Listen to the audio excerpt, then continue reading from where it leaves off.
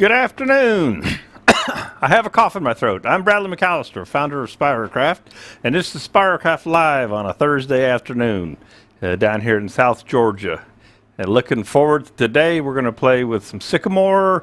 We're going to work with some inlay and some epoxy resin, all kinds of good fun things.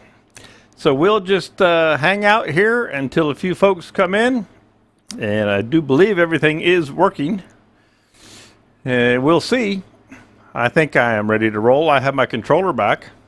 That's a good thing. And we'll just watching the chat board here and see if folks drop in today. I got the AC on. I got the fan going. Going to try not to make a big mess with the gold leaf. We'll see what happens. Do. There's somebody. Sanding, all right. Working, yes. Good deal. I was like, no, there's nobody here. I was feeling alone. I got a little frog in my throat today, seems like. Hey, Jay, good afternoon to the Detroit area woodturners. Great to see you. Thanks for stopping in today. Again, like I was saying earlier, I'm going to work with epoxy resin and gold leaf inlay on a piece of Sycamore. That's actually Tamise, fake gold, and some turquoise. So we've got a lot of plans going on. There's Don. Good afternoon, Don. How you doing up there? Is it winter still up north? I'm sure it is.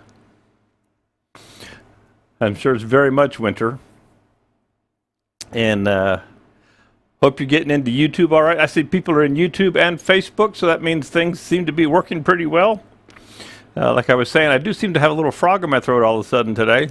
So I may be taking a sip of soda over there from time to time and things like that. Rain in 40s. Oh, that's yuck. That sounds like here. That's no good. But I guess that's better than an ice storm or 5 feet of snow blowing in, things like that.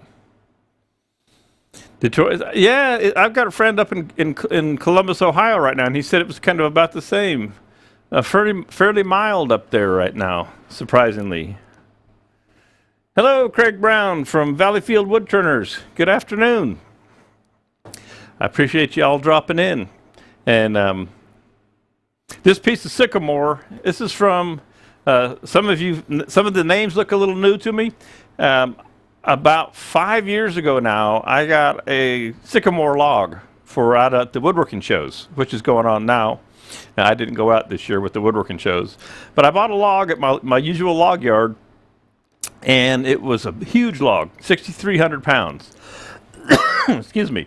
36 at the butt, 18 inches at the top, and it was 40 feet long. And I have been hacking on this Sycamore forever and ever. And I'm just about used it all up. And I thought today was a good day to hit another piece of it. I thought about doing this platter and the inlay. I've had this gold is from Easy Inlay. And it's been on my desk for a year. And I've been meaning to work with it. And today's the day, because it's something that I think I'll probably put in the store. Spiracraft does carry other products from Easy Inlay. We carry their crushed opal, their synthetic opal, and the calcium crystals, and the polystone, and things like that. But I thought I'd play with this today and have some fun. And Michael's here. Good, Michael, you can tell me how to use this stuff since you are the carrier. Now, I checked this in the office, Michael, and I haven't cut the seal yet. So this is my first time working with it. It's going to be kind of interesting and exciting, and I'll probably make a big mess. But I'm also going to combine it with some turquoise spin gems from Chromacraft. And let me pop in an overhead shot here, which is that. They're spin gems. This is turquoise, and it's actually a polyester resin that they crush up into stone. And they have a blue-green and a green. No, let me rephrase that. They have a blue turquoise and a green turquoise, not a blue-green. And so there's two different shades of turquoise color that are available. And so I thought, well, that would look good mixing in with the gold leaf. And then I've also got some black dye. So the piece will be dyed black with gold leaf and turquoise in an inlay groove. That's the general plan. Okay? Michael says, careful when you open it. It's very light and will be everywhere. Yeah, I'll probably turn my fan down when I open it. So I'm looking forward to working with it. But first, we got to make a little platter out of this thing. And again, this is Sycamore, and it's been around for quite a while. I did. It was a pretty big blank. Now I'm kind of embarrassed about my bandsaw work this morning. I was kind of in a hurry. It wasn't exactly the best work I've ever done on a bandsaw, but I made it work. So, and the other thing that's kind of important about this project that I wanted to do, this is the very outer edge, pretty much the waste. When you cut off, when you're cutting bowl blanks, this is that very outer edge of the log. And sometimes we don't ever use it or we think it's scrap. And it's always nice to try and make something out of it. So that's what we're coming from today. A very thin piece of wood to start with. But waste not, want not, right? And let's see what's going on in there.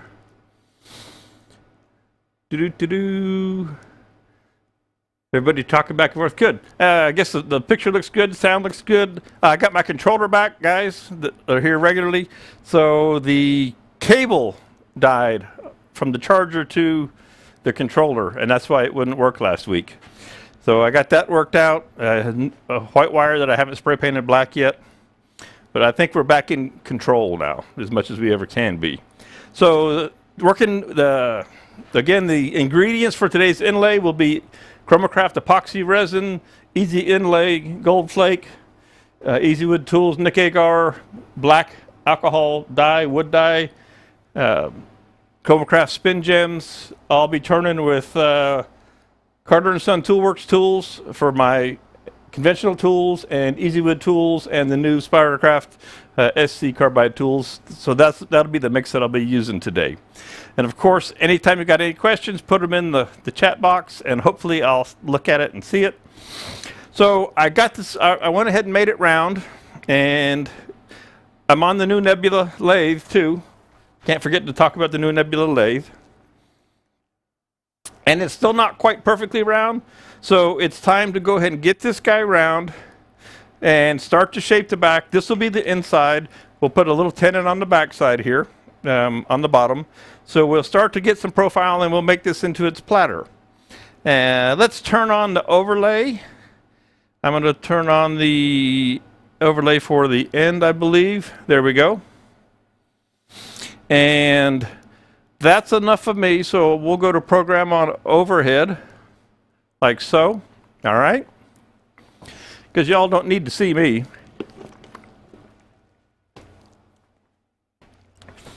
And I'm pretty well set up, ready to go. It's famous last words. I can tell my voice is going to crack all day. Get on my face mask.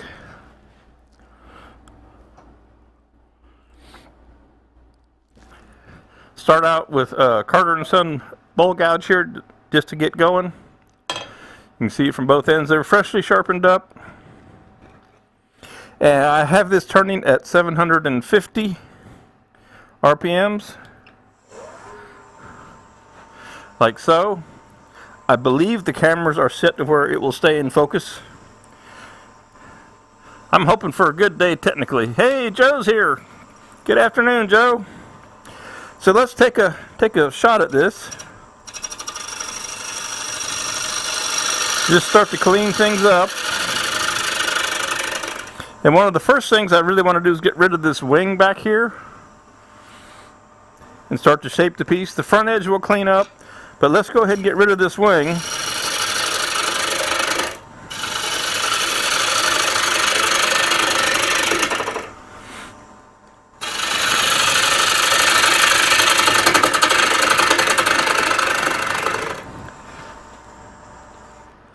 I'm going to move my tool rest around. I love the brake on this. It brings it right to a stop.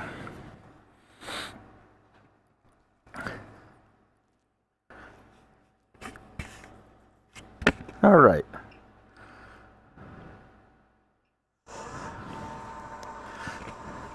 And let's see if we can't draw out on this a little bit.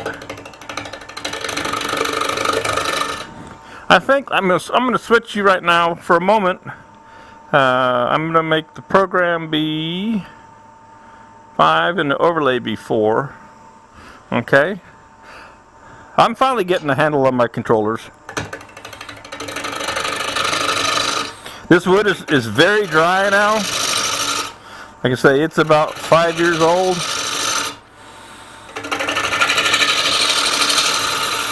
I think I'll drop that tool rest down just a fuzz. And you can see how it's tearing out because we're not going super fast just yet. But we'll do our best to get her cleaned up.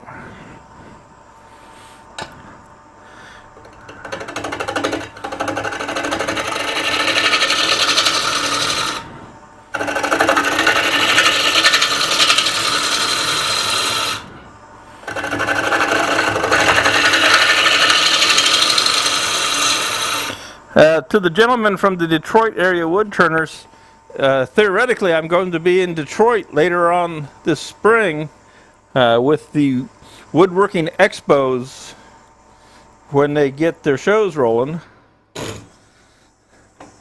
Still working on, they're still working to get vendors and whatnot set up, but I should be up that way. Haven't been to Detroit in quite a few years.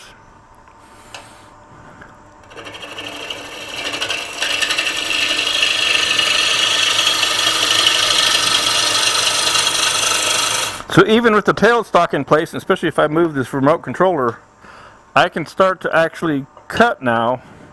Pick up a cut and ride the bevel and get a cleaner cut.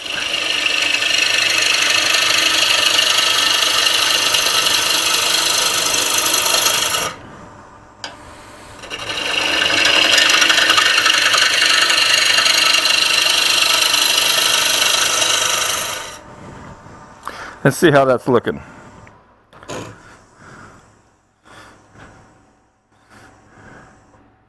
Much better. Okay, so we're still not quite round. Let's go ahead and make this guy round here real quick so that we know what we're working with. And I'll probably flatten up the front side too.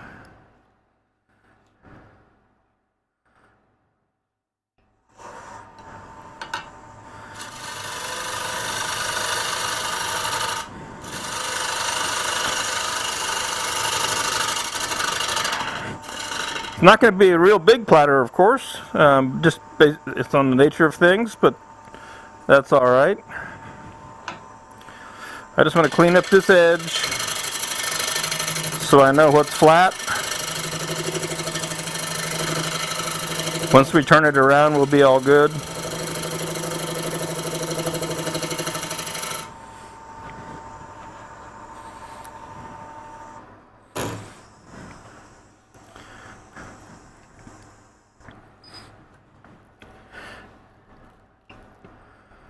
It's a wonderful day down here in South Georgia.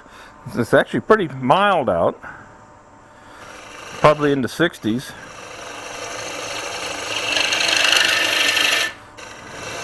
Just kind of roughing out the area for that tendon.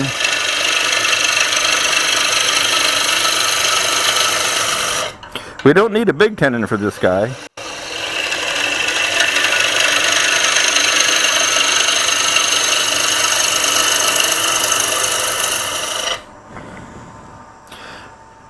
The shape is coming together nicely. Just a nice smooth arc there. Nothing fancy.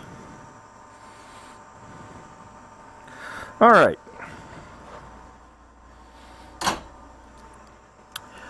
Let me decide what a little 1/4 inch.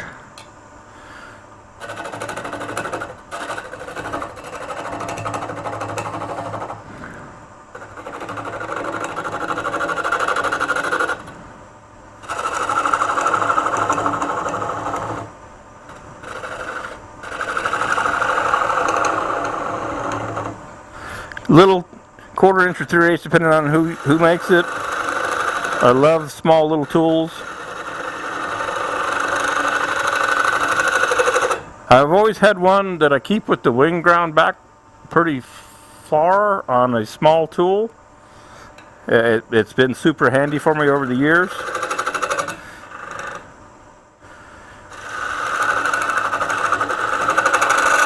Let me get right up in a corner there.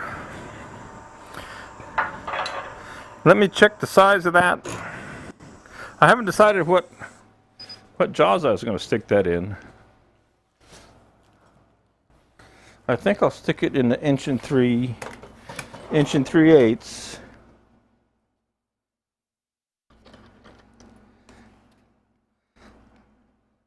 Or two, let's see if it'll fit. If I haven't taken too much away, I'll use the 2 3/8.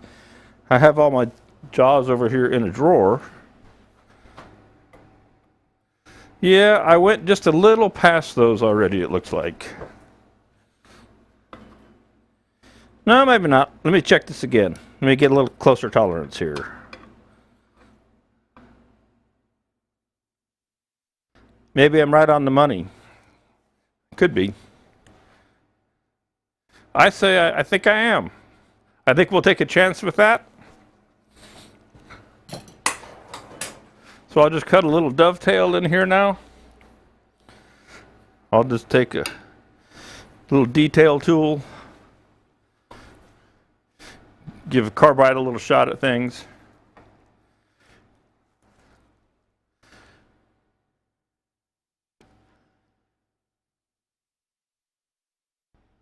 Michael says it's 38 and sunny there off the west coast of Columbia. Good deal.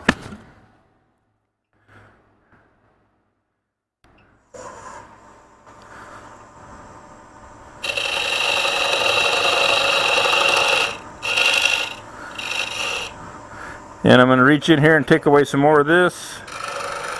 Make sure this is flat. Get rid of that extra wood. This is a rotor 60-degree cone that I've got in here, so I can get right up in there and get rid of that any excess wood. Okay?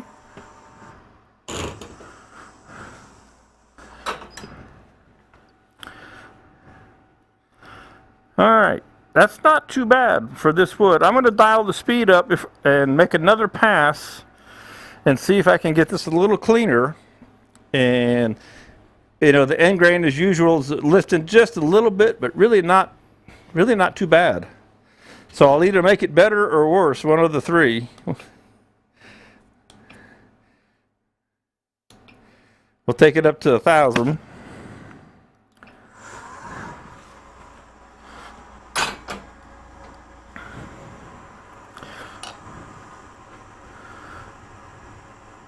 Let me lower that tool rest down just a fuzz.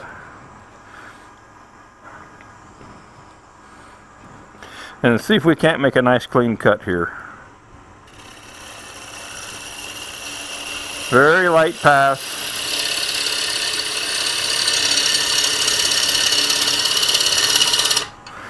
Almost all one fell swoop out to the end.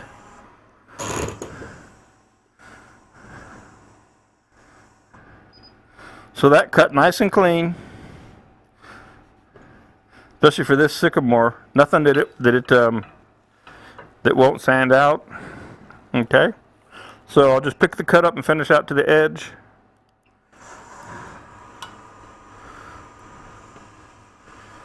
And you can see that in both. Yeah, looking good. It's just that last little cut right there. All right, so the back end went quick.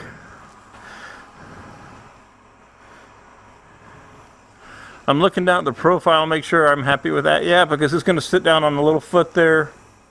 That's all good. Okay. So we'll pop. Oop! Dropped my mask. Knocked my controller over. I'll pop it back up here onto front while I'm changing things around. Turn off the overlay for a minute. Now that it's actually charged, I think what it was, guys, was if you remember week before last, it was real slow to respond, the controller. And I think it's because it was all but out of juice. It hadn't been charged. And now it seems to actually respond like it's supposed to again.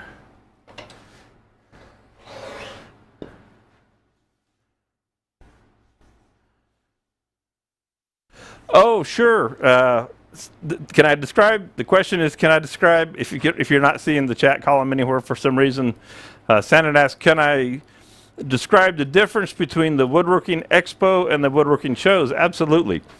I know a lot about the woodworking shows. I worked with them for like 12 years as their wood turning educator and then retail with Spiracraft. I know very little about the woodworking expos. I've not met the folks in person. I've talked with them on the phone. That is a brand new entity creating a countrywide, nationwide woodworking tour. And they just started trying to put it together in September. And they want to have 12 shows on the East Coast, essentially, and 12 shows in the West and into the middle of the country in the fall. So spring for the expos is just like the woodworking shows, up the East Coast and into upper Midwest, Ohio, Detroit, etc., areas like that, Columbus. The woodworking shows used to go to the West Coast, but we haven't been out there in years to the West Coast with the woodworking shows. It was a lot of fun. With the economy right now, I chose not to take Spiracraft retail out on the road, and so I just stayed home with the woodworking shows. And the expos, woodworking expos, they asked me to take Spiracraft retail out, and I declined. But I did say if you're interested in a demonstrator, I'd be happy to talk to you about that. And so I signed on for that. But they've been having a difficult time trying to get enough vendors, quite realistically. This time of year, it's hard for either show to get vendors. Vendors are not really willing to go out very much. I mean, they are starting to. But the other shows that we do, like AAW, SWAT Symposium, things like that, the numbers have still been down last year, and so retailers are hesitant to go back out. So both entities are having a difficult time, unfortunately, getting enough retailers. And when you're brand new like the expos, it's even harder to try and pull from a limited retail pool. Other than that, I don't know much about them. The owner is a businessman, a woodworking hobbyist. Again, that's about all I really know about him. He really wants to have a big show circuit and a big tour that runs the country. Hopefully they can get it all put together. The first show now is tentatively scheduled, I say, for Richmond, Virginia next weekend. I'll just go like that, is all I'll say. I'm not sure. Sure, absolutely, because it's a big question. And like Spiracraft, I had put a bunch of social media posts out, and then shows were canceling and the vendors weren't listed, so I just took all that down just so there wasn't any confusion or anything crazy going on. So hopefully it all works out. My buddies at the woodworking show are out, and I talk to them all the time. Matter of fact, I was talking to one of them just before we went live, and that's the wrong jaws. So they're in Columbus this weekend. They're setting up today.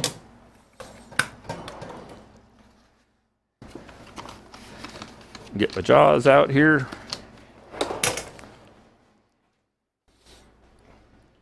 That was a little Sorby step drive that I had in the chuck. Ow! Don't do that. That hurts. This is the Easy Chuck. It just happened to be on here. I've also Spiracraft carries EasyWood chuck and the Nova line of chucks. This one, it's the quick change chuck, and it's the quickest to change. I got a Supernova 2 sitting here, but it had a bigger set of jaws, so I just stayed with the EasyWood chuck.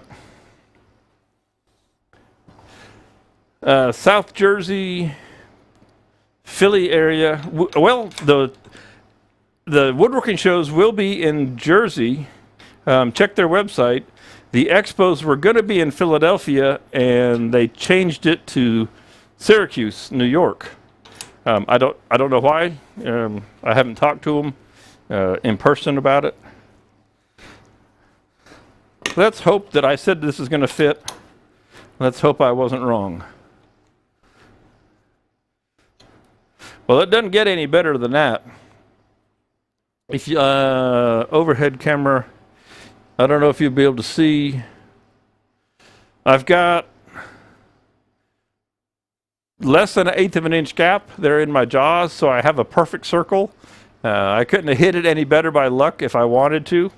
So I know I have a nice solid grip all the way around on my chuck. Got lucky. Well, yeah, Michael, it's been a while, but actually, come here. If there's one diameter of 10 and I've made 10,000 of, it's that one. Used to be 2-inch until I had the easy chuck, and now it's 2 3/8, and I can do it in my sleep until I say that, and then of course it will not work. Let's see how that turns. See if I got it in there straight. Yeah, that's pretty straight.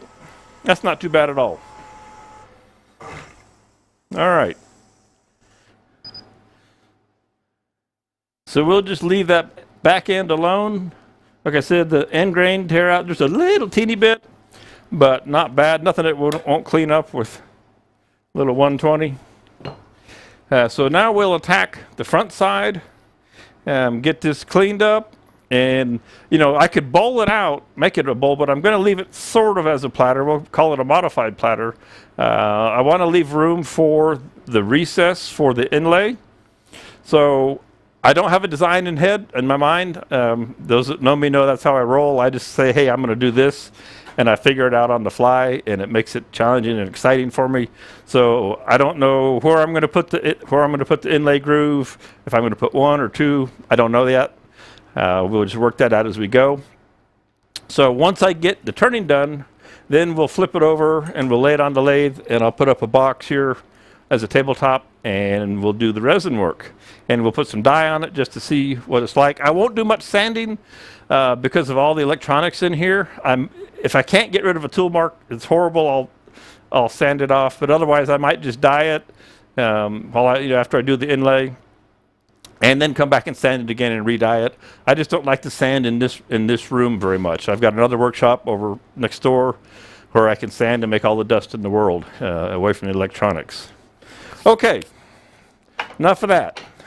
Me talking. I keep getting comments, and I just have to chuckle. People talk about that my video is too long, and I keep trying to explain to them politely that it's not really a video, it's a live stream, and I'm here to explain and talk. And since you're not watching it live, these are comments that come after the fact. I go, just use the fast forward. You can skip along. If I get to talking too much about God knows what, just buzz on and catch up to where the next good thing is. You know? I find it kind of funny. So I'll always be a talker. It's a family trait. Not going to change. Don't want to, don't need to. All right, let's get set up here. Let's go for main shot of the end. Oh, that's overhead. Main shot of the end. We'll overlay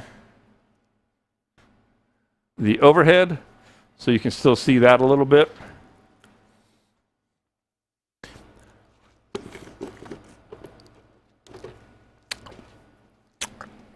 Yep, and that's good because it's not in the way. The overlay shot there took me a little while to get the size right.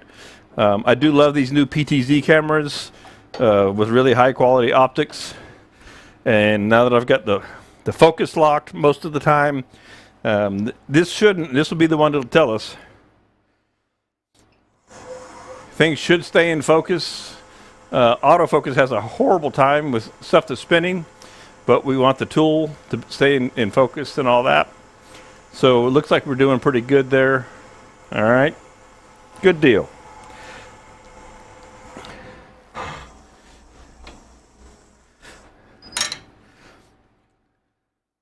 Back to my bowl gouge. We'll get this cleaned up.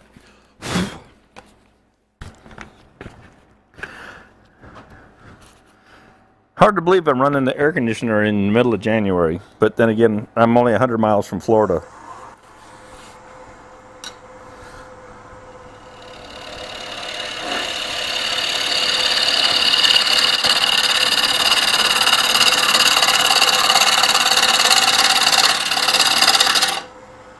And I am turning 1,000 RPMs right now.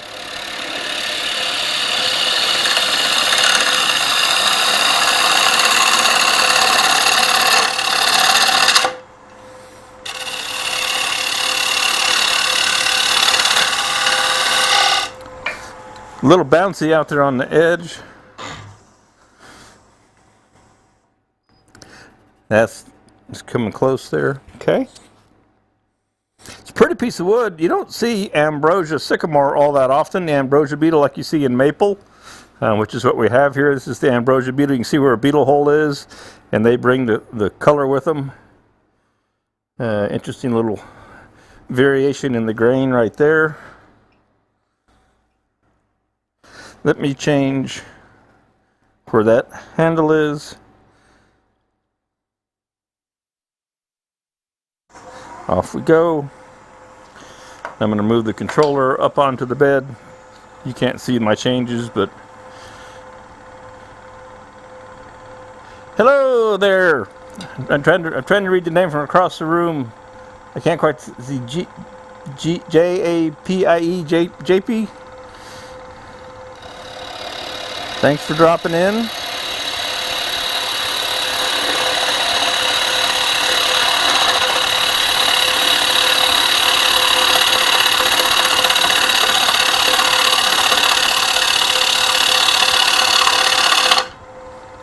So we have just a little bit more to go to get this flat out here.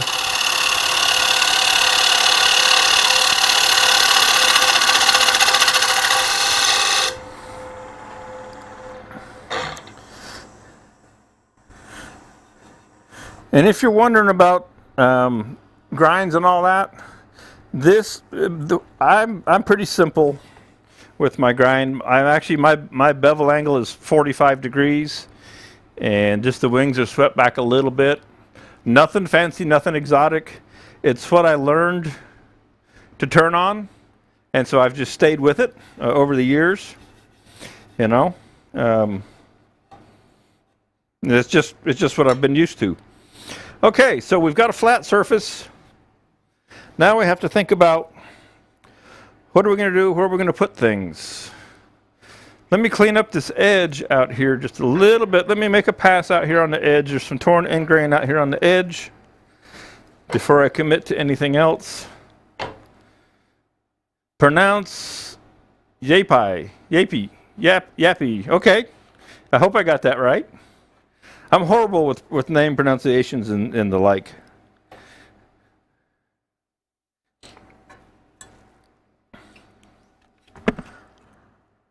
Flip my visor down. So I just want to clean up this outer edge. It just had some tear out.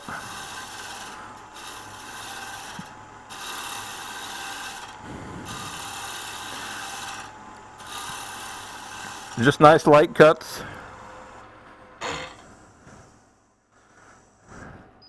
That end grain being a little difficult still,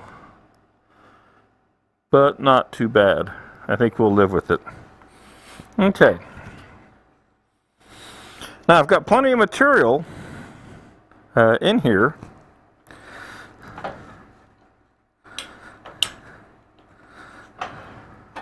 So now it's time to think about just what we want to do with this guy. Like I said, I didn't have a plan when I started the project other than I want to make a little platter out of it. So I think we'll do a recess, and this is just decorative. I think maybe we'll do a recess and 2 beads.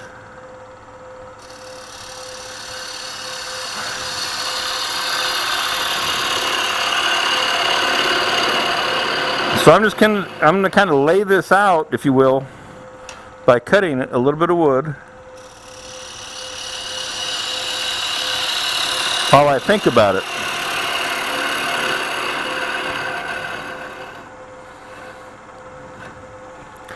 Now I have over here this got this several years ago. This is a D-Way beading tool, and let me shut this off and raise this up. And I was going to use it to make a bead on either side of the groove for the inlay. Focus is off on both cameras. Really? So the wood is out of focus, or my hand and the tool is out of focus? So when it's spinning, that's when it's out of focus?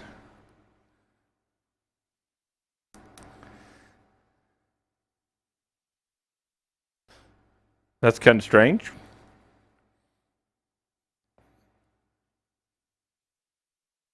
So let me go change the setting. I'm going to jump in there and change the setting. You can tell me if it gets better or worse. I think it's going to go to autofocus, though, when I do that. But we will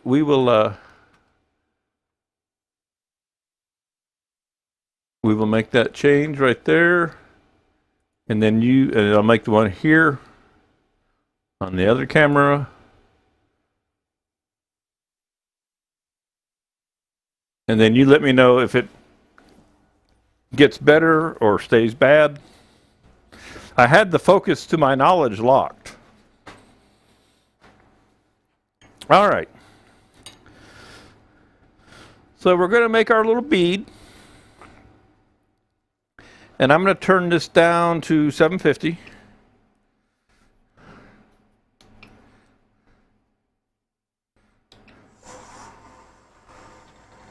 Overlay is really fuzzy.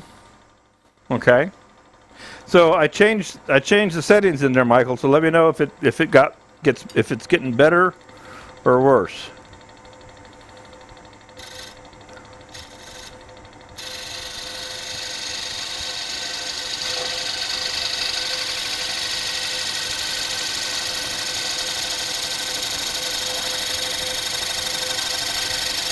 So I'm putting a bead on either side of what's going to be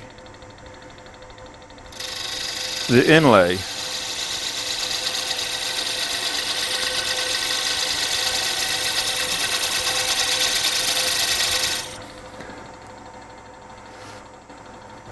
And then we're going to do another one out here. Like I say, I love just kind of coming up with a plan as I go. Make sure my flap is out of the way.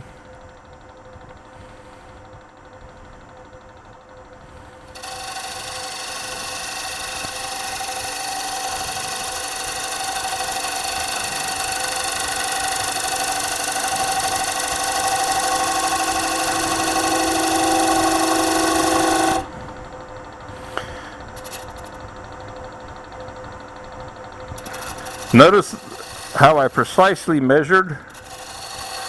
I just eyeballing it.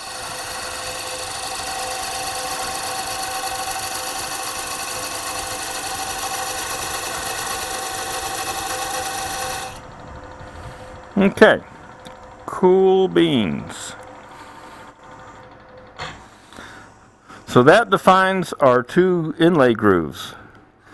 And we'll come in here now and we'll take this out between the beads.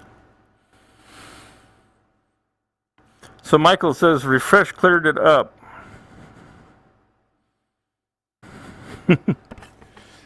maybe it's your bandwidth, Michael. Didn't change, both look good to me. Focus is good on my 66-inch TV. That's nice to know, Hampton.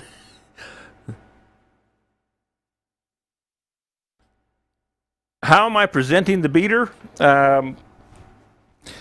The easiest way to describe it is at probably 45 degrees. So the top face is where you sharpen it. The tool, that would be 90, and I'm probably dropping it about 45 degrees. If that makes any sense. So about like so. All right. And it's funny thing is it's got resin all over the handle, or CA glue. CA glue spilled in the toolbox one day, or on the bottom end of it. Okay, so let's take the middle out of these now. And I could do it with conventional tools. I can do it with carbide tool.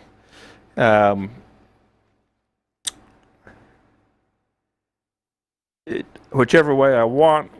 The carbide tools will probably make a little bit of tear up, but in the bottom. Let's just have fun. I think I'll do one way with the conventional tool and one with the carbide. Just for yucks.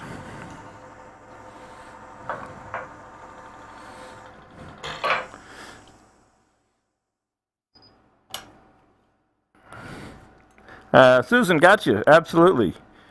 Yeah, I tried to make my own one time, and it was a total disaster.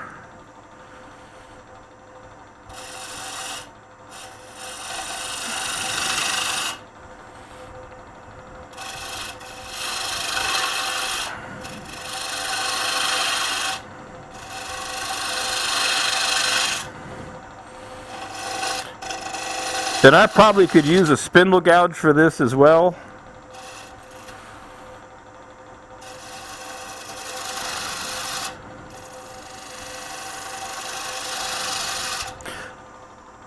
So now you know why I wanted to make sure that I left plenty of material in here.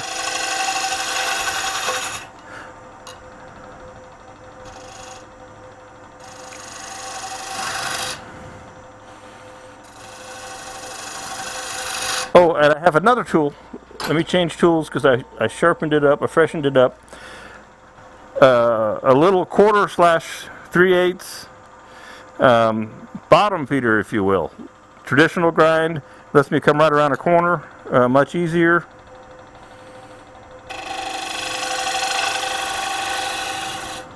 Hopefully I didn't mess the grind up when I was on the grinder. Got a very, very steep and shallow bevel to it.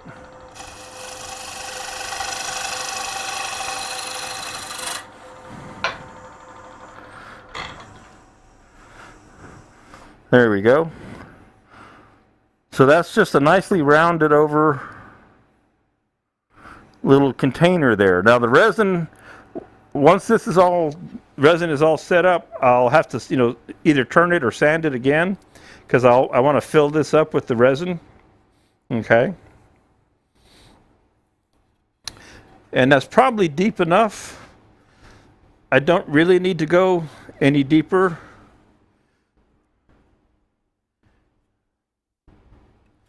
All right, so that was conventional tool. Let's switch gears and take a carbide cutter.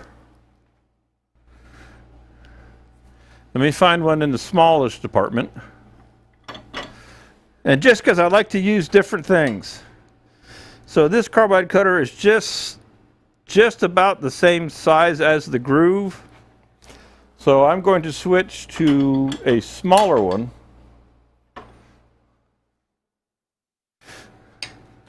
So that I have a little room to work.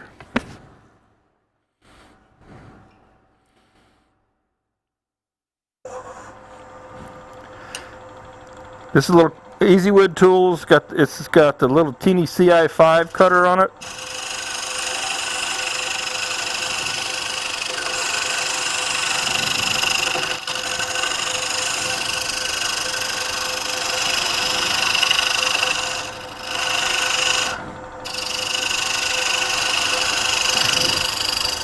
And because it's round, it does a wonderful job of making a nice little dish right in there. So super quick and easy, simple to do. If you know what I mean. Alright, let's get rid of that little nub. I mean, I'm probably going to take some more of that middle out. I know I am, so I'm going to do that right now while I'm here.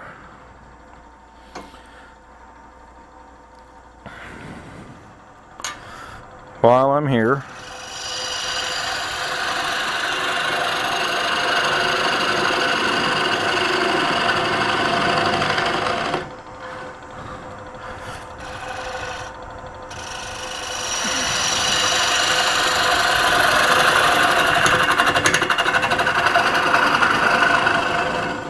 This would be Carter & Sons 1/2 inch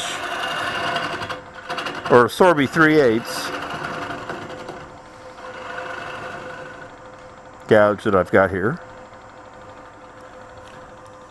Lots and lots of material there. And the beauty of this is I can always turn this around later and take more of the back off if I want it to be really, really flat.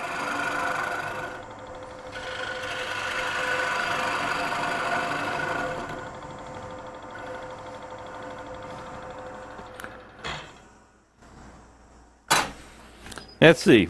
Question says, have I ever seen a lathe stop that fast before? It's almost like it has an internal brake. It does have an internal brake. The brake is turned on, and it brings things right to a halt. No more having to put your hand on things to slow it down and all that good stuff. All right. So here's the dealio, and I don't know. I hope I have it in here. If not, I'm gonna have lied to myself. Me up front. Okay, no overlay. I want to go ahead and seal this. I want to put a coat of sealer on it, and I'm going to seal the whole thing, and then chit chat for just a little bit. Just one coat of sealer all over it, so that the epoxy doesn't soak in as bad, and so that the dye doesn't bleed as much. So we're going to put a coat of Spiracraft sealer. Luckily, I see that it's right over here on the floor. So we'll put a coat of sealer on this guy, and then we'll go about, and I'll mix the resin. That's what I can do. I can mix up the resin while the sealer's drying. Okay, so here's my little box. I'm going to make a piece that drops on this lathe one of these days. That drops right over the bed. So it's like a work table. One of these days. I'm going to do a lot of things one of these days. I don't know if anybody else has that problem of the things they're going to do one of these days.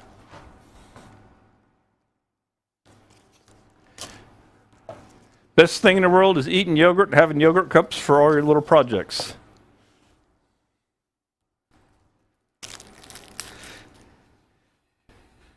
And since this is going to get sanded here, I'm not even going to sand this right now. I will put some dye on it. I just want to see the colors. And then I'll sand it all again and then re-dye it. So there's some tool marks on the face.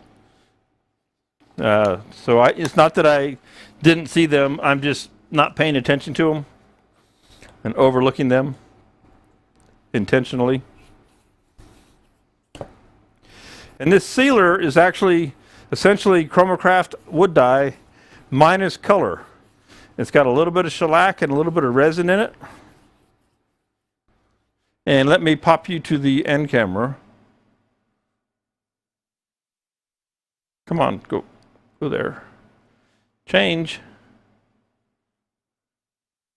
Change. There we go. So you can see.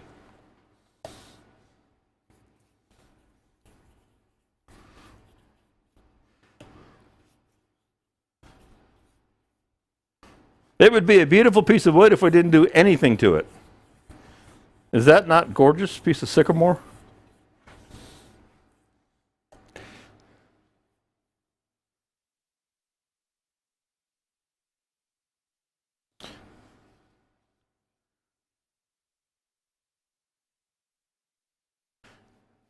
And I don't have a back camera set up, but I'm just going to go ahead and put a coat on the back here.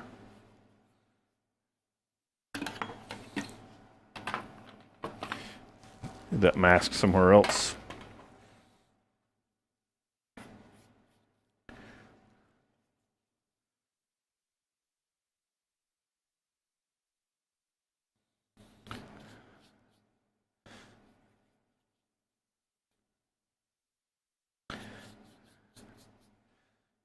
I was lucky to find this particular piece. I had to go through several of the blanks that I had out I've got another storage building on the end of one of these buildings. I got wood everywhere around here, and I'm in downtown. They have no idea what goes on here. But I've got a bunch of blanks this size at the end of the building, but most of them had a lot of cracks from the drying time over time, and I was lucky to find this one that at the moment at least is crack free.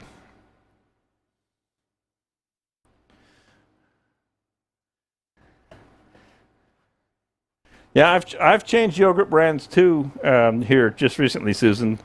I can't remember the name of it, but there's no sugar in it whatsoever. I've been happy with that. I just like the size and the convenience of them. Okay, so I've got a fan blowing on this. You can't see, but there's a fan just right over there that's blowing on this, and we'll let that dry.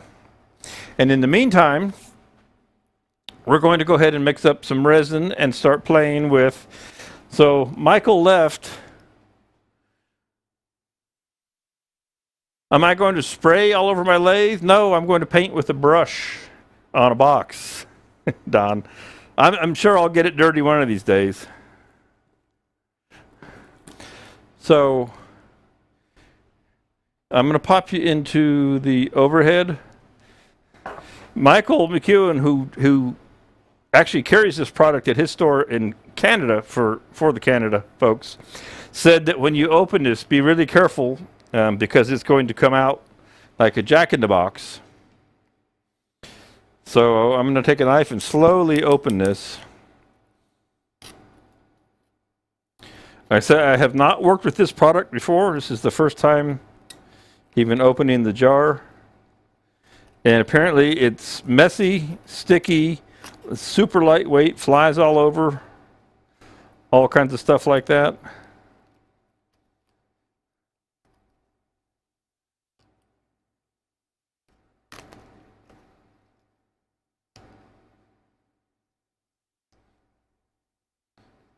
So you can see the breeze from the fan blowing on it.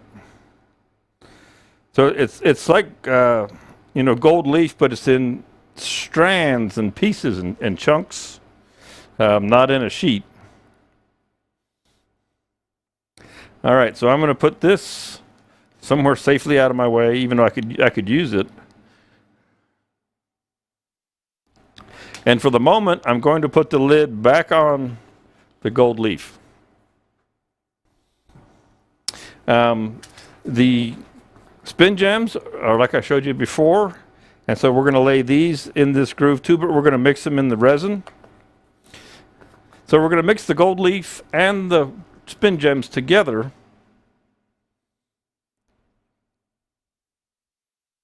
So I'll mix the spin gems and the gold leaf together in the resin to pour it into the groove or grooves.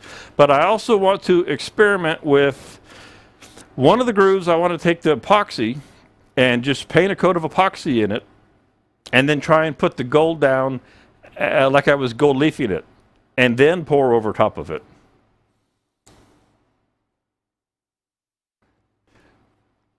So what do you think of my idea, Michael, where I'm going to put resin on the groove, put the leaf down, and then pour over top of that as well? Have you tried that before? I just want to see what the difference looks like, if there's a difference at all. So while that's sitting there trying to dry, working on drying, we're going to mix up a little bit of resin. I don't know how much I need. I don't think I need a lot.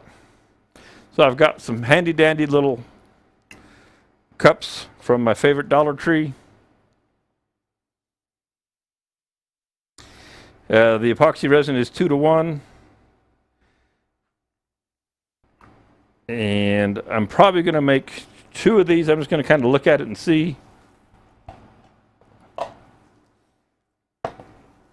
Well, that's not a clean one.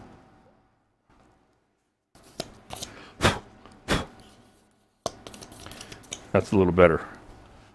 We'll discard that one.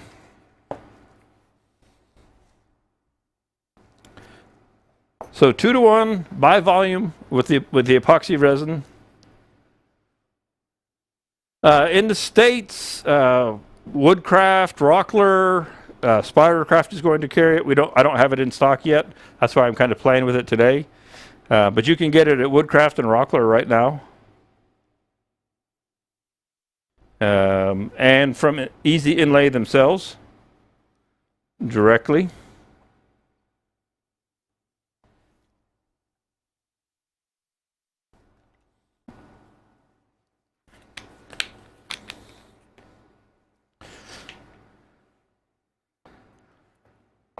I mean, pop you in the overhead. I don't know which would look better.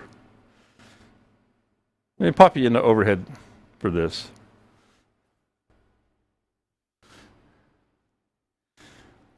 Yeah, you can go to Easy Inlay website and order it right from Scott and Nancy. And one day I'll have it in stock around here.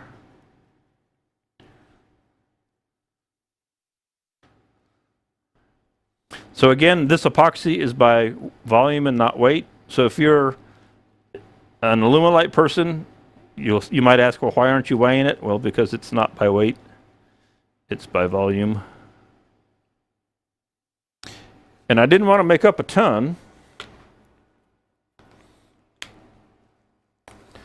so I'd rather creep up on it because I don't really know how much I'm going to need.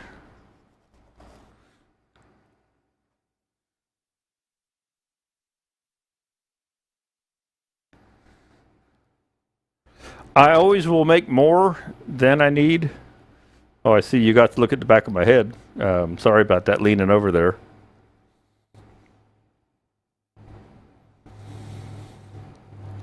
I think I'll make a double batch, and then I can always fill my egg mold or something else around here and have something. So I'll make a second batch, and that should be enough. That should be more than enough, 5 ounces. Looks like I'll be about 5 ounces.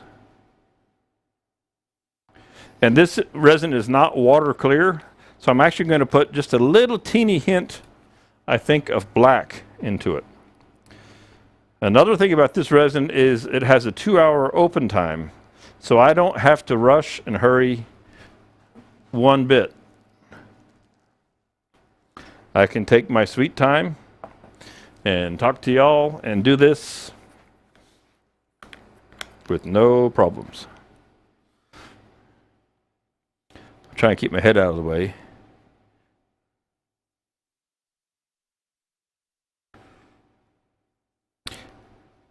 And with the epoxy, it doesn't have to be absolutely exact. Close is good, though. You want to be real close.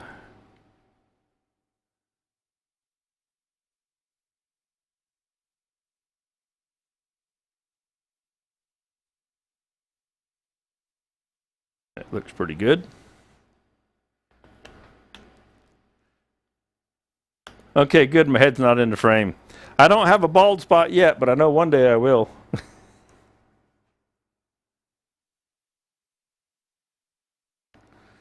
And we'll just pour these in. All right, that's going to be just, I mean, that's more than enough. And what I might end up doing is I've got a lot of these little cups. I might, after this is mixed, I might pour it into these little cups to pour it onto the piece. I see it's starting to dry down.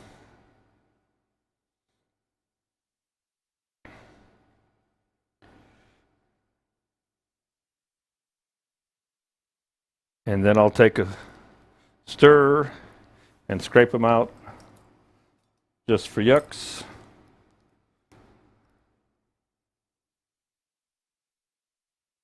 Get all of it out of there.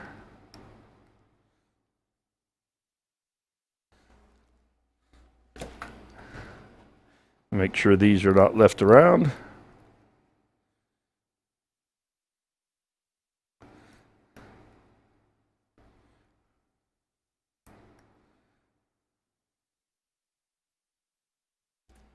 And give it a good stir.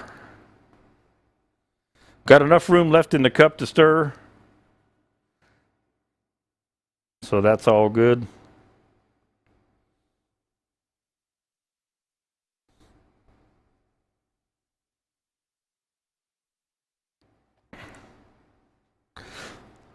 So Michael, were you here when I was talking about painting the epoxy on and trying to stick it down as like I was doing leaf and then going ahead and pouring over top of that?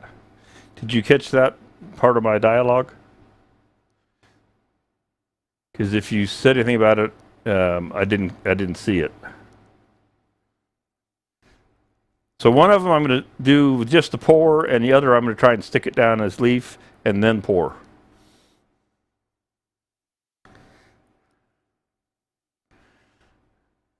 And I will turn the fan off when it comes time to start really playing with the gold leaf.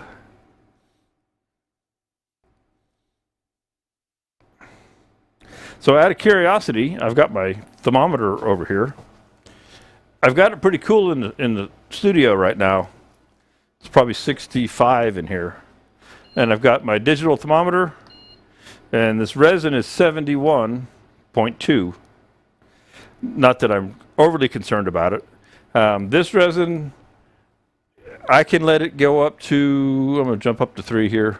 I can let this resin in the cup get up to around 110, 115 before I pour it if I want to wait that long. I'm not going to put this in a pressure pot because it's such a small amount. And with the 2-hour open time, it's not going to have bubbles. But and I've actually gone further. I've actually poured at about 135 by accident on a hot day, and it still poured. And threw it in the pressure pot right after that. So I do like working with this resin because of the long open time. But it's a 2-hour open time and a 24-hour cure.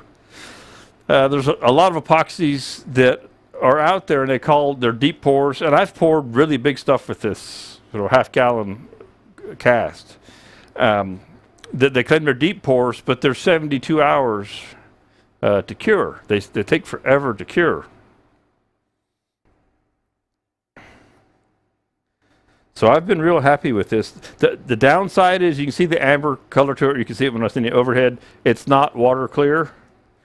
And they worked on a water clear for a while and kind of backed off of that. I was wishing they had been able to finish that project out. But it was having trouble with the water clear, with the catalyst, the B component, and the heat, trying to get it under control.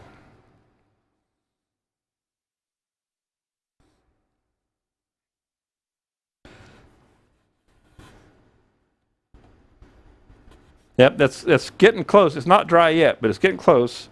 I think I might go ahead and give it a little spin to help with the drying.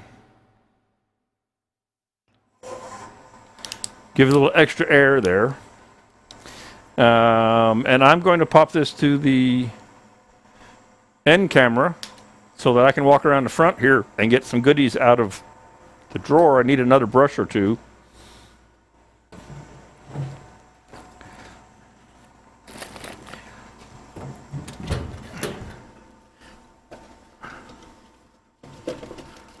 I think just the one will do. How am I doing on time, too? 2:05. I'm in good shape.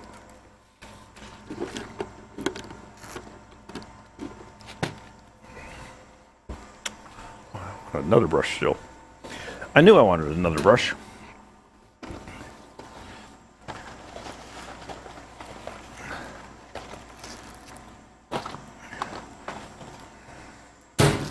I love these kind of projects because I'm not worried if they go south. If it doesn't, it's all a learning process. And so if for some reason, this turns out poorly or looks poorly, I'll turn it away, or I'll just throw it in the box with the other things. I've got hundreds of things laying around. But I love to experiment and try new things. And if they don't work, it's not the end of the world. It's just an extra piece of wood around. I got nothing in it. Remember I told you it was 6,000 pounds of sycamore, 6,300 pounds. I paid $145 for the entire log. So I have pennies in the blanks. Really not much cost in it.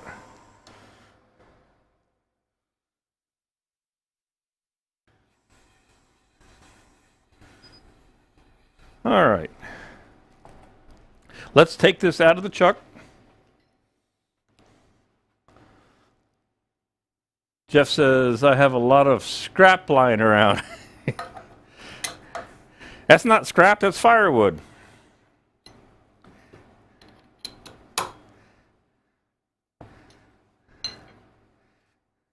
So Still a little, I mean, I could put the dye on here, and I may go ahead and dye the bottom and then turn it over while that top is drying. I think I will. I think I will do that. So, because the sealer won't hurt the dye.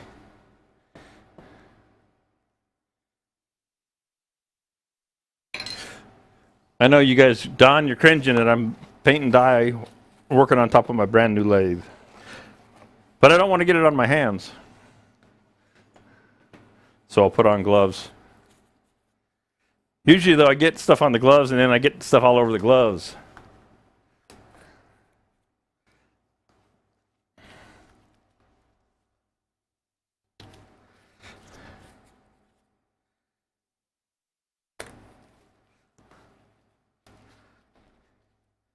This will give that top side a little extra time to dry.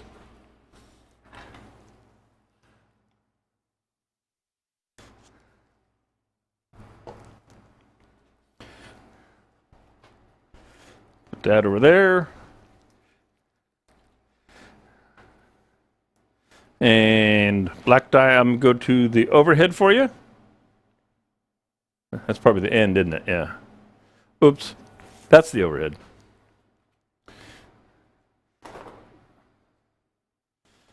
Move this all over some. I think I'll take the chuck off and get myself a little more room to work.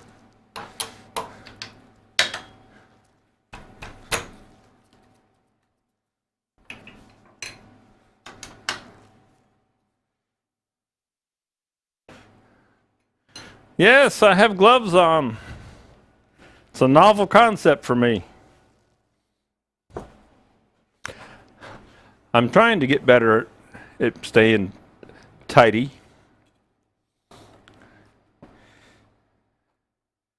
All right. And this is a brand new bottle of black, so it has to have the little cap pried out.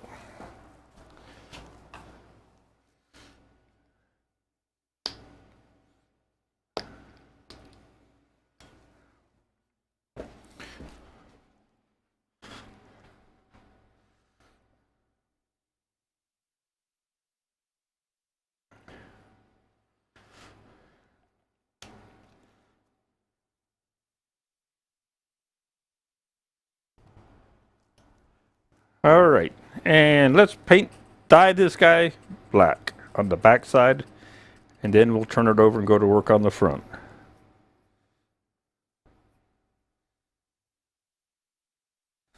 The key to working with these dyes is to coat the whole thing in one swoop, if you will, one go. Because if you stopped right now and then come back, you'll have two coats in one place and one in the other.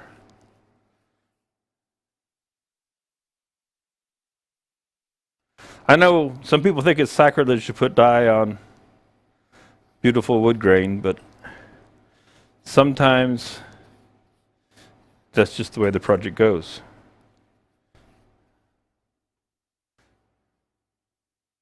Jeff, this is Chromacraft, Nick Agar Signature Series, alcohol-based dye, carried by Spiracraft, of course.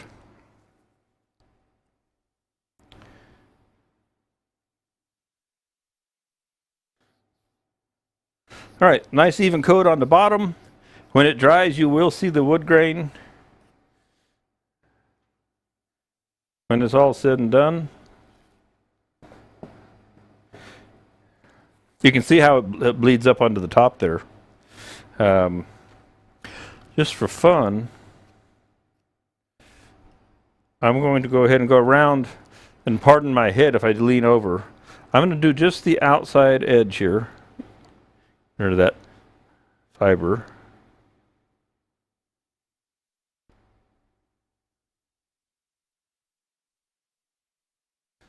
You can see it actually run with the grain. Just to have a concept of the color that's going to be going on here.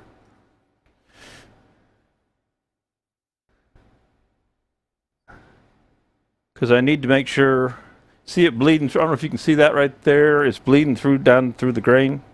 That's okay though, because it's going to be gold.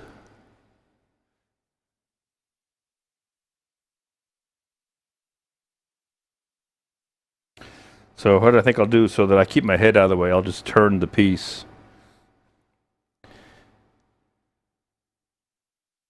Because the capillary action of the wood will let that dye run right through the straws in the fiber of the wood.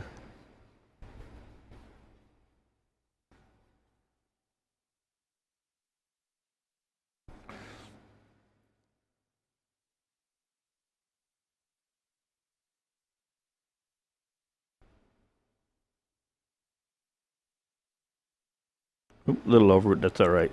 That bead is going to end up getting black dye on it as well once I cut the resin back after the fact, after the resin has dried and either sanded or turned. Okay. And while I'm at it, since I'm having fun, because I want that sealer to dry off before I put the epoxy on, let's just go ahead and do this section as well.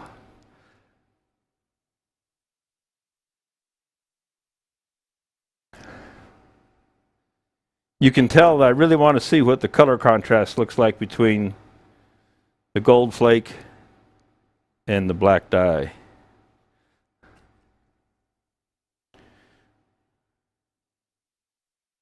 See, I don't even have to go all the way to the edge because it runs right on it. It runs out to the edge on its own for the most part.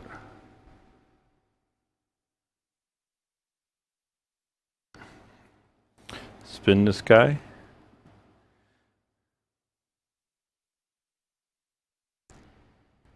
Do I sand this after it dries? And what grit do you use? Yes, I will sand it after it dries, and I will probably only sand to 220 because I'm going to put a lacquer finish on this. And so you don't need to go past 220 for lacquer finish. So, you know, maybe 120, 180, 220, 3 grits, and that'll be all it needs.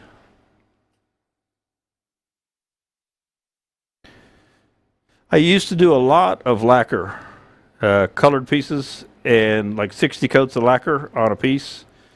I'd put 30 coats on in a week, let it sit for a month, and then put another 30 coats on.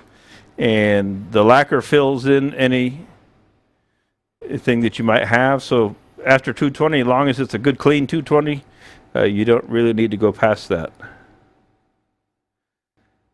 And it's interesting because I would use Sherwin-Williams. C75 was what they called it at the time, acrylic cab lacquer, and even with 60 coats I never had anything crack, which was pretty cool. All right, so I want to get this dye away from me. I think I'm going to go in here and adjust that overhead camera. Now I've got dye all over my hands and I'll have to put it on my computer. So I'm going to, that audio keeps popping on. I shouldn't do that. I want to adjust this.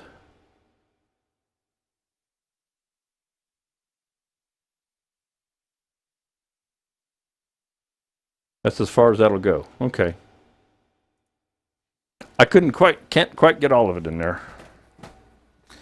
Now I need another glove because I had to take that one off. Although I'm not going to worry about the epoxy. Okay. Clean brush. And I'm going to do my experimental leafing in this inside groove.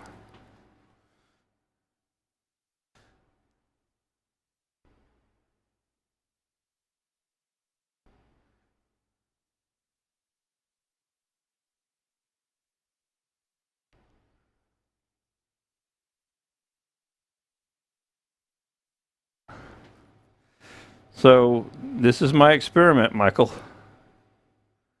It could be a total failure, or it could work out.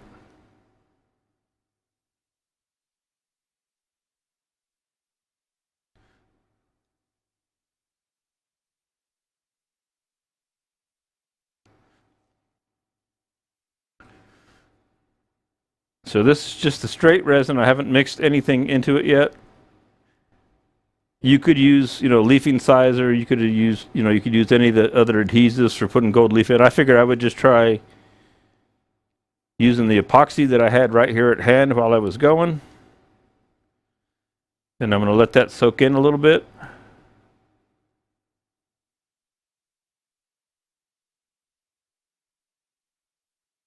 All right, cool beans. Now, for the craziness. Mixing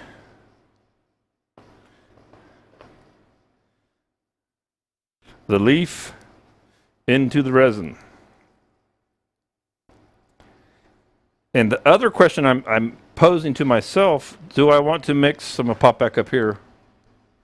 Do I want to mix the gold leaf and the turquoise together and pour it all as one unit? Do I want to put the turquoise down in the groove independently first and then pour the resin with the gold leaf over top of it? My inclination is to mix it together. That's what I think I'll do. Because otherwise the gold leaf will sit on top, could sit on top of the turquoise. Now, like I said, I'm going to fill them up till they're just brimming and actually filling over, and you'll get. You really want to cut this turquoise with the tool to open it up, and it makes it look the best. Michael, that's what experimenting is all about. Well, when it comes to experimenting, I'm right there. So I'm turning off the fan so that I don't blow gold flakes all over the place. I did watch, I have to confess, I did watch Zach's video on working with this a year ago. And he was talking about tearing it into little pieces and all.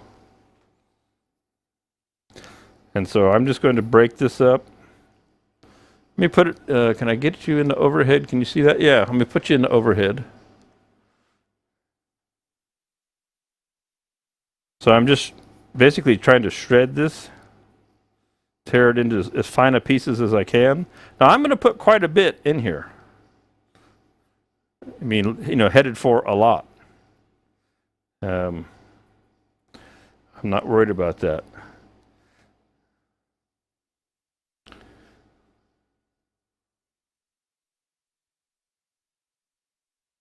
In Zach Higgins' video about it, somebody said that if he wore a ground strap on his ankle, he wouldn't have the static and it wouldn't have stuck to him.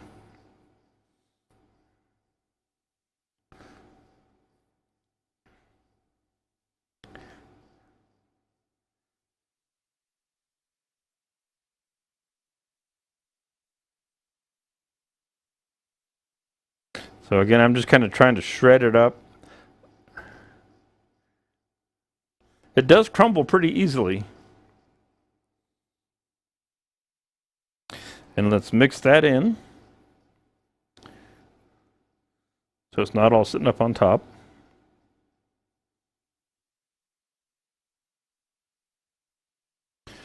Again, trying to make sure I keep my head out of the way.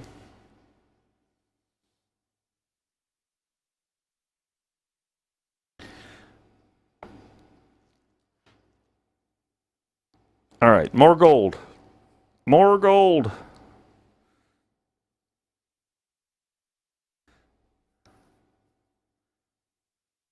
It's funny, I lived for 20 years in a little town called Leadville, Colorado, which originally was founded on gold mines, not lead. And still today, literally, you can go out and pan the gutters in the spring when the snow melts, and you can get a little bit of gold dust just running down the gutters in the street. There's a big commercial gold mine back in town, and they mined gold and lead and silver. Baby Doe Tabor lived there. The Guggenheims had a house in Leadville. There was an opera house, or is an opera house. Lots of famous people came to this little teeny town. It had 30,000 people back in the 1800s. And today, it's probably grown a little bit again since I left a number of years ago. It's maybe a town of 4,000 or 5,000. Okay, so that's a pretty good amount of gold in here. I'm going to move this over a little bit more so you can see it.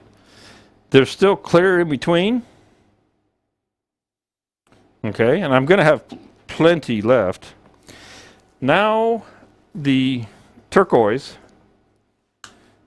spin gems, and I'm going to put the lid back on here. So you see how big they are on the top and how powdery and small it is on the bottom.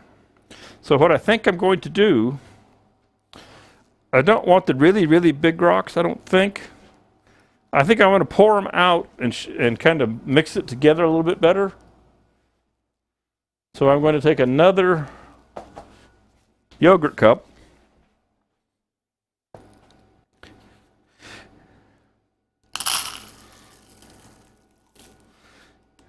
You see how the powder is finer there, and I want some of that fine powder as well. So we'll just take it all out of the jar. And then I'll pick it up and put it into the gold. So I've got everything just where you can see it on the camera screen there.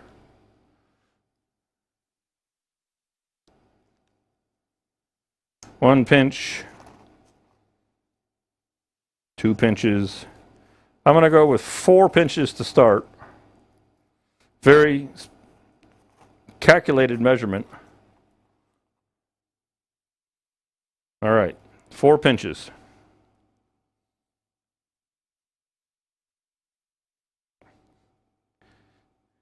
And luckily, because these cameras now, in the past, guys, those of you who've been with me for a while would know that everything went through the chroma key, and now only the front camera goes through a chroma key. Otherwise, you'd be seeing the back wall in the turquoise or anything green.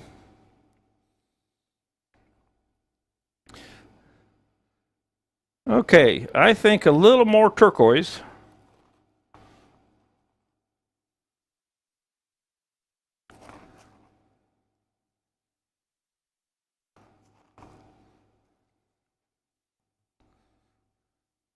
So for those who sometimes comment that my streams are too long, well, they're 2 hours long, and I'll be done here at 3 o'clock. And like I say, if 2 hours is too long, we'll just use the fast forward. We're having fun. We're having a good time experimenting, doing different things. I like that mix right there.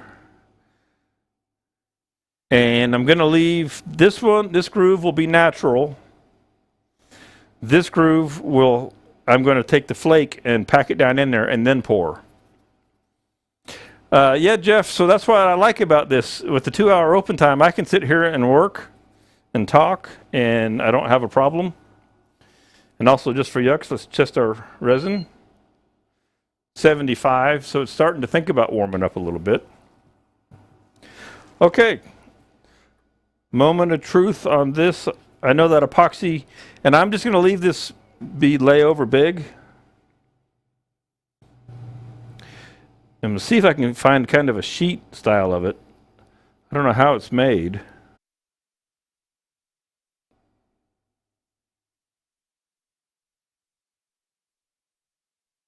Because the excess will get turned away, cut away, sanded away.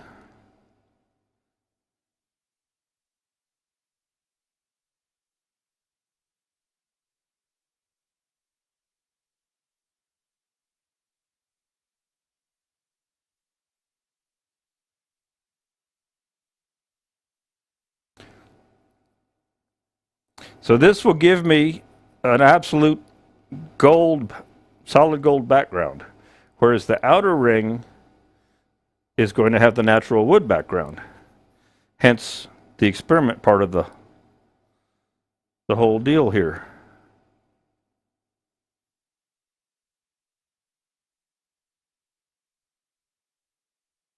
I'm having fun.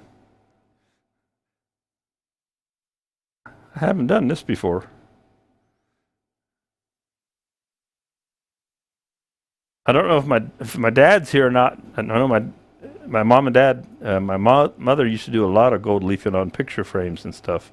But I don't think they're with us today. Sometimes they drop in here on me, check up on their son, make sure that I'm not getting in trouble.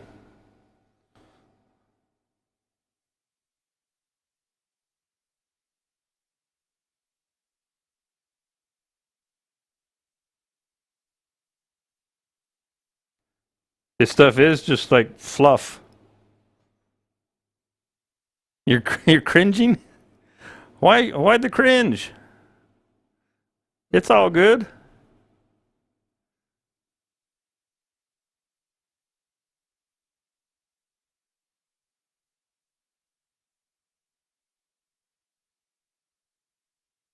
And I think what I'll do after I get this all in there, I'll take a paper towel, go around with a paper towel, and pat it down in there real good.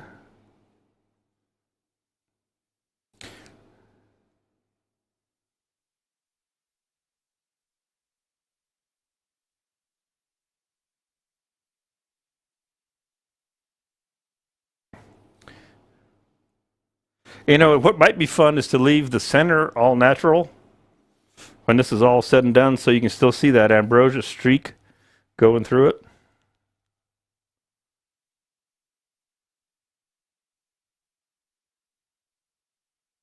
Get back over there. I said, I don't claim that this is right or wrong. It's just what I'm doing here today. Okay, I'm going to leave it like that. Put the lid back on this crazy thing. Hey, Restream, the system I use to stream this out to 3 Facebook pages and YouTube, says that I've reached 100. It says, congratulations, you received 100 messages today with Restream chat. Well, howdy doody. All right. So I'm just going to take a paper towel and just pat that down so that it doesn't stick to my fingers.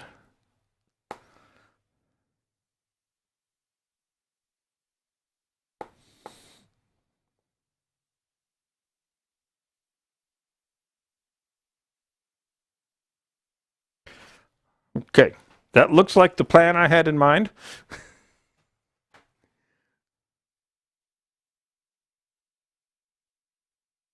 Okay, thanks for dropping in. Come back next Thursday and look on Spiracraft. And if you're not a member of the Spiracraft wood and resin community on Facebook, join in and you'll see pictures of this guy in its finished format. All right, so what I'm going to do, I'm still in the hood. I'm just going to pour some of this into this little cup so that I don't have as much in my hand, and it might be an easier pour. I think it's going to be messy no matter what I do.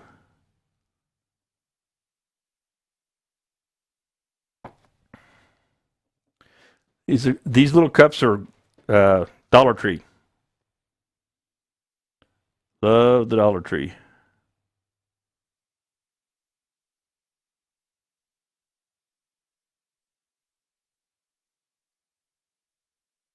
So now I'm just filling that groove right to the top.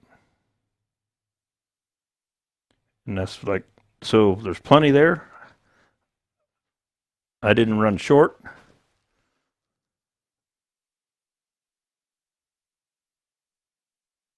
And that extra flake, of course, once that cures, will, go away. They're on the outside. Because that'll get sanded down.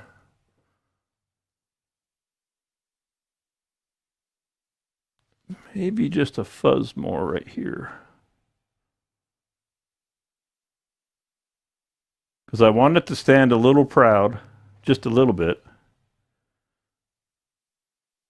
Just surface tension amount, if you know what I mean.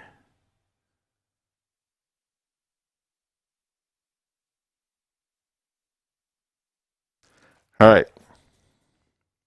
Stop right there on that row.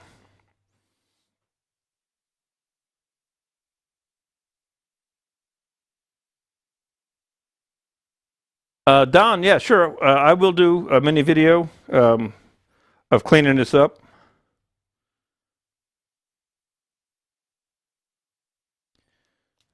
And I'm going to have lots left. We're going to get to make something else with this today. And I'm going to turn my fan back on because I'm not blowing flake anymore, per se.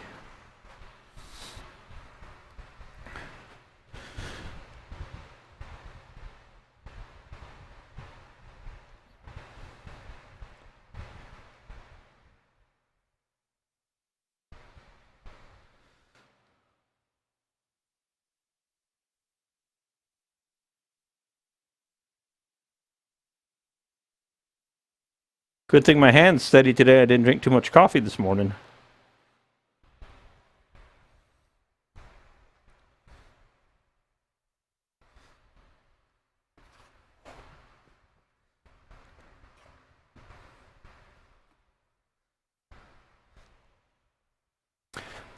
Pour a little more into my cup.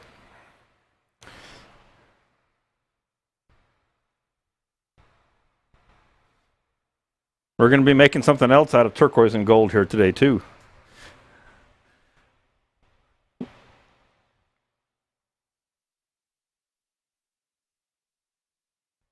The flake is a little tough to pour sometimes here. A paper towel and wash it. I got a little run down the side of my cup. Not that it's the end of the world.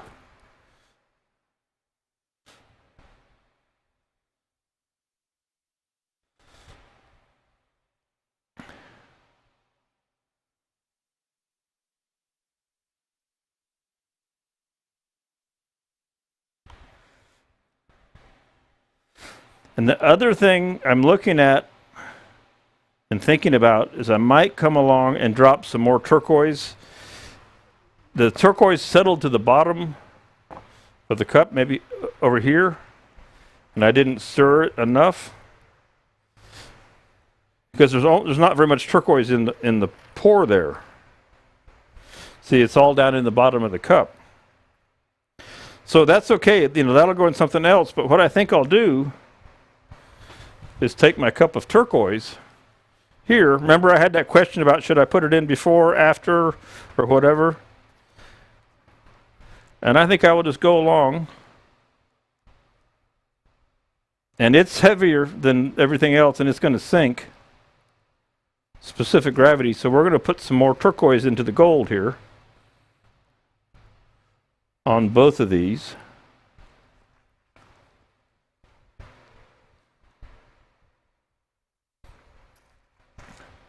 You'll see it start to sink down in there.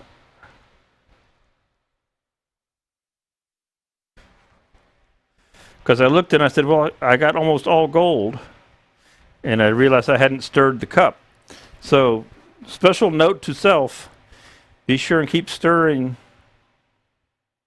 the spin gem stones because they had settled to the bottom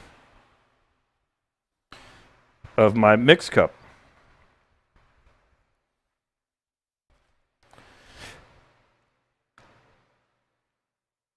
And any excess will get cut when I turn, put it back on the lathe and turn it or sand it.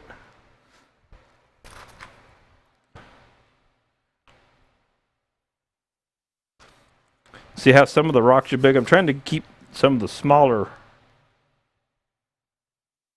stones in there. I think with practice you'd figure out the perfect ratio, or a good ratio. I shouldn't say perfect, that's pretty bold. But a good ratio and keeping it stirred. I obviously saw that not too long right after. All right, Dutchman, take care.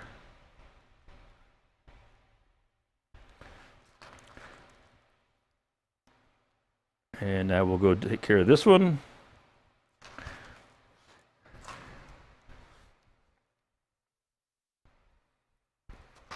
I definitely like the turquoise and the gold color.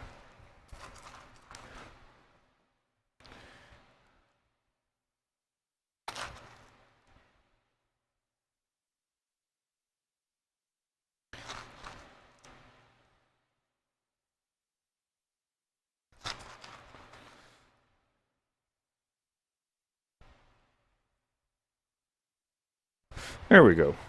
Now I have more of a mix that I like. Trying to get some of the fine grain over in here. I love projects like this. They're just fun.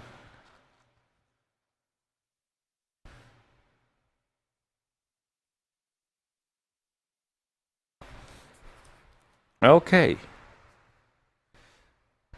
Now we have to wait for the magic to do its thing.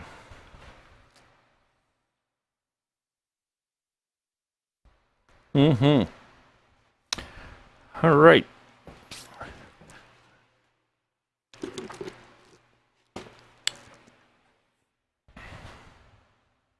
I was trying to change cameras on the lathe. So everything is there, and it's starting to set up now. Once it'll slow down again when it's in here. Yeah, the resin cooled back off because it got out of the mass. It's about 70. So I'm going to find a little. I'll make a bottle stopper. This will make a cool bottle stopper. These are those little, as seen on TV, egg molds. And all I have to do is see if I have some mold release in here. If I don't, I'll probably be okay. Let me pop you in the overhead again here while I run around the corner and look for the mold release. That's the end. There we go. And I'll make a bottle stopper out of this leftover. I'm certain that I have it here because I've been using it. There it is.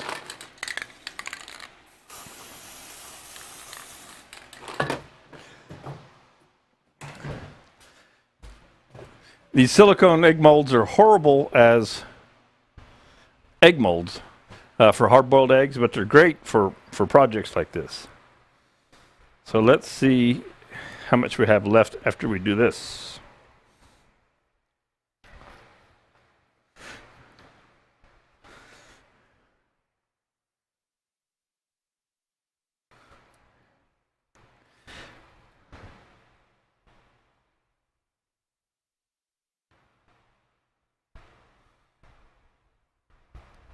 Going to be real close.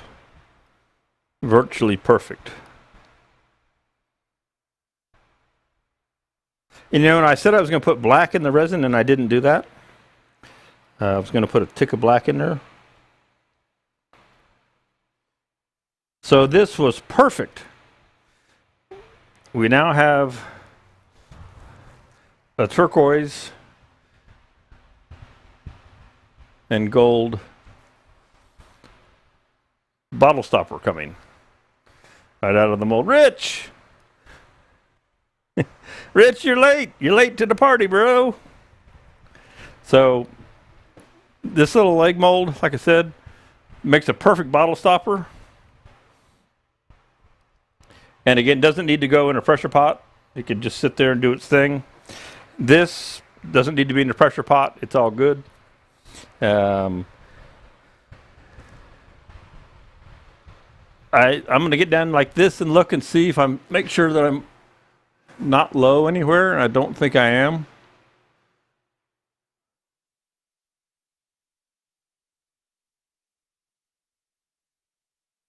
Okay.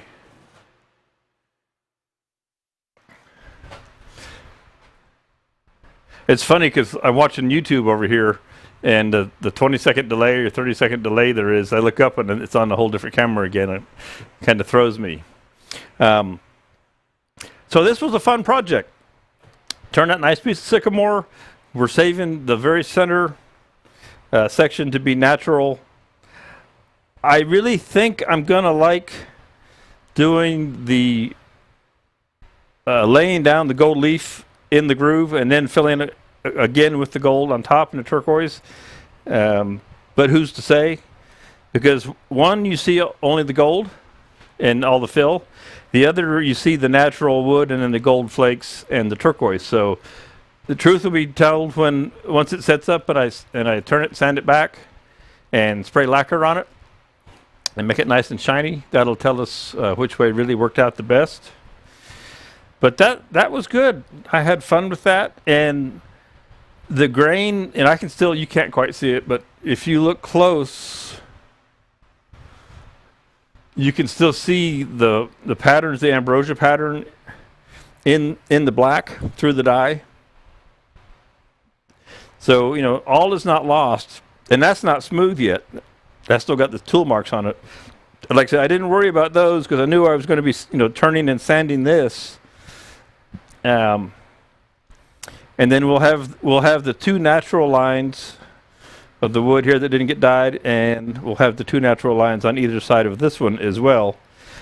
And then I think I'll just leave that center natural on this piece to show the natural little bit of wood. So that was fun. I'm ahead of time by 15 minutes or so, and I am open to any questions at all.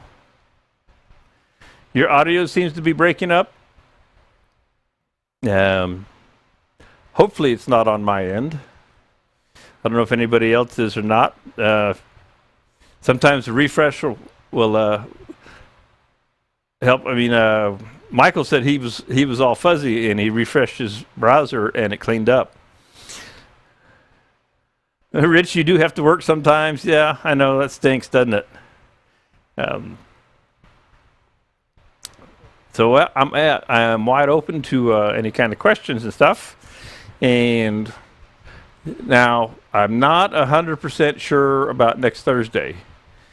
If the Woodworking Expo happens in Richmond next week, then I will be driving on Thursday, probably, possibly. Otherwise, I'll be right here. So I'm thinking I'll be here on Thursday. We'll see. I'll post and let you guys know if I'm going to, if I'm not going to make it. Then things should settle down once they get their vendors lined up, and I won't fly out till Thursday night or Friday mornings. So I'll be here for Thursdays because I have too much fun out here doing this stuff, and I hope you all enjoy it. And then I'll make a little short video of this, and then I'll do another video of when I sand it and finish it sometime here next week. I'll let it cure for a couple of days. It will be, set up tomorrow morning, but it's nice to let it cure for 24, 48 hours. The longer you let the resins cure, the better. You can turn them right away, but it's actually better to let them cure up if they can. So you're not sure what, is it all better now, Don? So yeah, good times. Again, easy inlay gold flake. Tamise gold. Actually pretty easy to work with. It wasn't as big a wrestling match as I was anticipating. And it's $19.95 for that jar, so it's not expensive. I mean, that's going to go a long way. I mean, I just used a little teeny bit of it. Can I do Zoom or FB Live from the expo? I can if I take the equipment with me. I can obviously do it just from a phone. I've at the woodworking shows, the last time we were out several years ago, before all the craziness and shutdowns, I had started doing live streams on Thursday and some during the event at the woodworking shows. So it's just a matter of taking enough equipment out to set up. What I've thought about is taking one of these PTZ cameras. I don't know, they're kind of expensive to take out on the road for me, and putting them up in the booth area, and I can let it track. So these will track me. So I could be doing my demonstration or walking through the audience or working in a booth, whatever it might be, and the camera would track, and you'd pick up the audio. The audio will go 300 feet from this digital transmitter. So it's possible. It's possible that I'll do that, and we'll just have to see how that plays out, because that's more goodies that I have to drag along. Yeah, no, Susan, it's $19.95 for that whole jar. So it's not bad at all. Yes, Greg, I'll definitely have it up, once I get it finished. And some things I like never get around to finishing. This is one I want to finish. So I definitely will. I may go. Matter of fact, I know I'm going to. I'm going to do it right now because I'm standing here. I'm going to put a little more turquoise in some of this right here. I'm watching as it settles.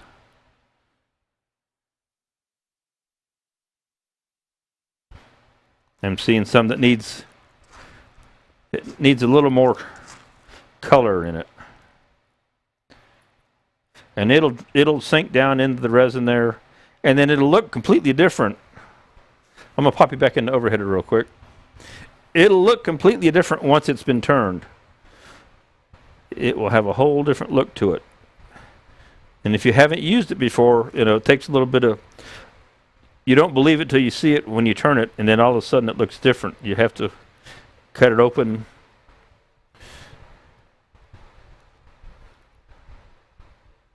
And again, I'm just getting it out of the jar, and I'm actually taking some of the smaller, trying to get some of the smaller granules to fill down to the little voids.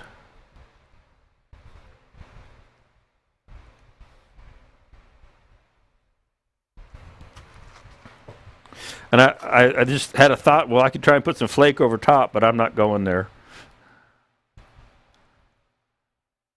That would just be too much of a mess. All right. Some more right there. It's never done till it's done.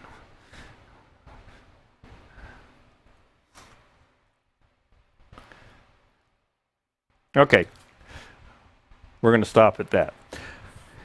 And I think I'll pour some more resin in here while I'm at it, or beads in the egg mold, so it can have some, because it sinks to the bottom. So I'll just fill this up. Let me pop. Oop, come back here. I'll take this little guy here. You can see just off to the right.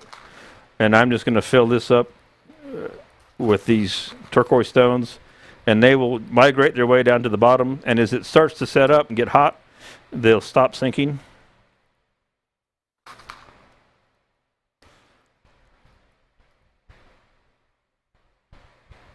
So hopefully I'll have decent dispersion in there once it sets up, and that'll be a cool little bottle stopper. All right, good deal.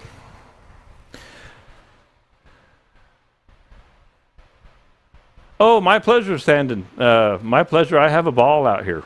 I do. I really do. This is the rest of the time I'm in the office on the computer, running a website, building and product and all that.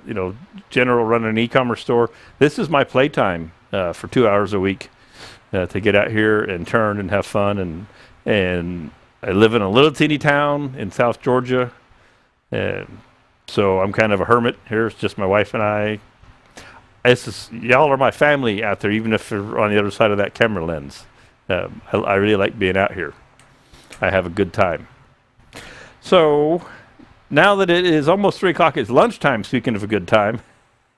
You're welcome, Don. Thank you. I think I will hit the right button when I find it to play the intro, and it is going to be number 7. And the music will play, and I will go shut things down. Thanks so much, everybody, for joining me today, and I will stay in touch. Wood and resin turning community on Facebook. Find it, go to Spiracraft, and look for the wood and resin turning community, and join in there, ask to join, and we'll let you right in and fix you up. And that's where I post all this kind of special stuff. Okay, I'm gonna hit number 7. Y'all take care.